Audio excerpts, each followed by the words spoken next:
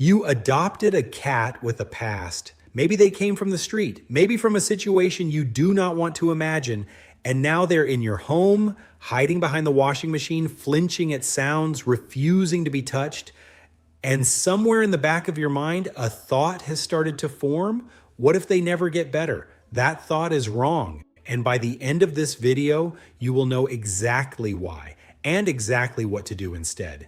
There is a story that people who work with rescued cats know well. A cat who spent an entire year in someone's garden, appearing every day, watching, eating, disappearing, no meowing, no purring, 365 days of total silence, and then one day they allowed themselves to be touched for the first time. For years, people have been told the same thing about rescued cats. Just give them time, they will come around. And that advice has quietly convinced thousands of owners that if their cat is still hiding after a month, something is wrong with the cat, with the adoption, with them. Nothing is wrong. The problem is not the cat. The problem is what most people do with the time, because time alone does not heal trauma. What fills that time does, and almost nobody tells you what to fill it with. Today, I will. 5 techniques. One of them, the last one, is the one that matters most when things go wrong, and they will go wrong. Stay for it. What you are actually seeing. Before the techniques, you need to understand something that changes everything. When your rescued cat flinches at a raised voice, freezes at the sight of certain shoes, or disappears the moment someone enters the room, most people read this as damage, a broken animal, a personality that may never change. That reading is wrong, not because the trauma is not real, because what you are seeing is not damage, it is intelligence. Research on feline stress and associative memory suggests that cats form precise connections between specific stimuli and threat, and that these connections can persist long after the original danger is gone. Your cat does not remember being hurt the way we remember things. They remember the particular sound of a certain kind of footstep, the specific quality of air before something bad happened, the shape of an object that was once used to frighten them. You cannot argue with that memory. You cannot explain it away. You can only replace it slowly, consistently, with new evidence, not broken. Remembering there is a difference. And here is how you become new evidence. Technique 1, the passive presence method. Here is the first instinct most owners have when a rescued cat is hiding. They go and find them. They crouch down, peer under the bed, offer a hand. It comes from love. It makes everything worse. A cat in survival mode reads approach as threat. It does not matter that you mean well. Their nervous system does not process intentions. It processes movement, proximity, eye contact. Every time you approach a frightened cat who has not invited you, you are confirming the only model of the world they know. Humans approach. Approach means danger. Danger means hide harder. The passive presence method works on a completely different logic. You enter the room. You sit on the floor, not a chair, the floor, at their level. You open a book or look at your phone. You do not look at the cat. You do not speak to the cat. You do not acknowledge the cat in any way.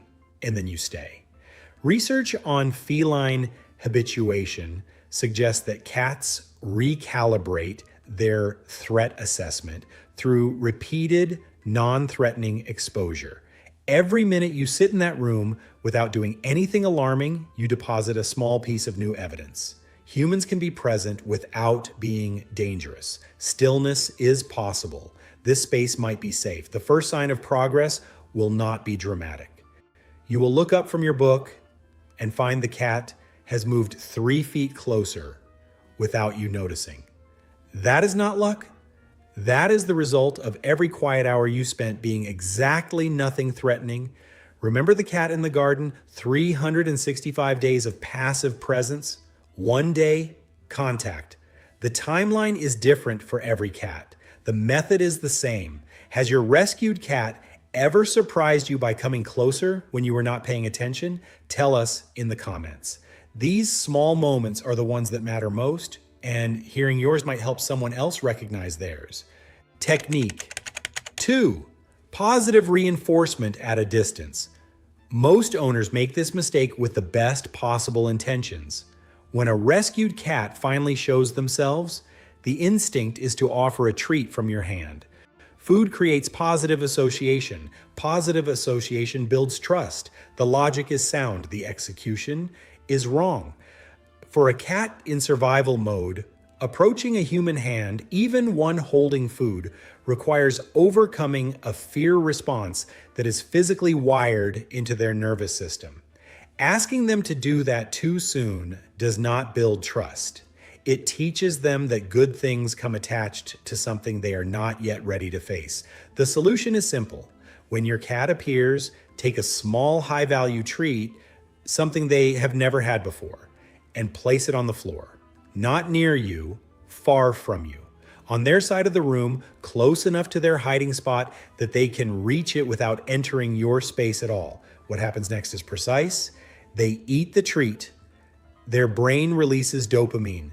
That dopamine gets associated with the stimulus that preceded it. Not your hand, not your proximity, simply your presence in the same space. Over the following days, place the treat a little closer to where you are sitting, then a little closer again. Research on classical conditioning in cats suggests this gradual approach. Pairing your presence with positive outcomes at a pace the cat controls entirely is significantly more effective than any form of premature contact. Not rushing, building one small placement at a time. Technique 3. The vertical safe zone. This technique requires changing your home rather than your behavior. Most owners skip it. That is a mistake. Cats are not ground animals, they are vertical animals. Height in the wild means survival. A cat on an elevated surface can see everything, assess every threat, and cannot be approached from behind or from the sides. Height gives information. Information reduces fear. Reduced fear lowers cortisol. Research on feline stress responses suggests that access to elevated positions is one of the most reliable ways to reduce chronic stress indicators in domestic cats, particularly in cats with trauma histories. A cat who can observe the environment from above without being reachable is a cat whose nervous system receives a continuous quiet signal: safe, unreachable, in control. Install wall shelves, clear the top of a wardrobe. Place a stable cat tree in the room where your rescued cat spends most of their time. It does not need to be elaborate. It needs to be high enough that they feel unreachable and stable enough that they feel secure. What you will see over the following days is not dramatic. A cat who had been hiding at ground level begins spending time up high, watching, assessing, gradually relaxing. Each hour up there, surveying a world that has not harmed them, is an hour their nervous system spends updating its threat model downward, not hiding, observing, completely different state. Technique 4. Routine as emotional armor. For a cat who has lived on the street or in an unstable home, the world has been defined by one thing: unpredictability. Food appearing at random or not at all. People coming and going without pattern. Danger arriving without warning. A nervous system shaped by that experience does not switch off. It stays on alert, always. Because in their experience, the moment you relax is the moment something changes. Routine is the antidote. Not a rough routine, a precise one. Research on feline stress and cortisol regulation suggests that predictability in the environment, consistent feeding times, consistent play, consistent daily patterns, measurably reduces chronic stress indicators in traumatized cats. When food arrives at the same time every day, the nervous system stops allocating energy to food anxiety. When the day has a shape they can anticipate, the survival program begins slowly, measurably, to stand down. Same feeding time every day, same play session every day, same movements through the house. Every repetition is a message. The world is predictable here. Predictable is safe. Safe is where trust begins. Technique 5. After the difficult moments, and here is the one almost no video covers, the one that matters most when things go wrong. You had to give them medication. You had to take them to the vet. You had to reach into the one place they believed was safe, their hiding spot, and do something necessary that frightened them. And now they are hiding again, and you feel like you have destroyed everything you built. You have not. But what you do in the next hours matters enormously. Research on feline stress recovery suggests that cats can recover from isolated negative experiences, particularly when those experiences are followed by a return to the patterns they associate with safety. The mistake most owners make is to immediately try to repair the relationship through contact. Approaching, offering treats by hand, trying to make it better right now. That compounds the problem. The cat is still in a heightened threat state. Your approach, even with good intentions, reads as another intrusion. The correct response is the opposite of what feels natural. You return to the beginning, passive presence, floor, no eye contact, no speaking, no asking for anything. You restart the evidence from the point where the cat feels safe, and you let them set the pace of return. It will be faster the second time because all the previous safe hours are still there. You are not starting from zero. You are resuming from a point of interrupted trust. And interrupted trust, rebuilt with patience, becomes something more durable than trust that was never tested. Not starting over. Resuming. What was the first small moment that told you your rescued cat was beginning to trust you? Leave it in the comments. The specific detail of that moment, the exact thing they did, might be exactly what someone else needs to hear today. And there is something else. Most owners focus entirely on what they do for their rescued cat, the techniques, the patience, the consistency, and all of that matters enormously. But there is a layer underneath all of it that almost nobody talks about. The signs that the healing is already working before the cat approaches you, before they purr, before any of the obvious milestones arrive.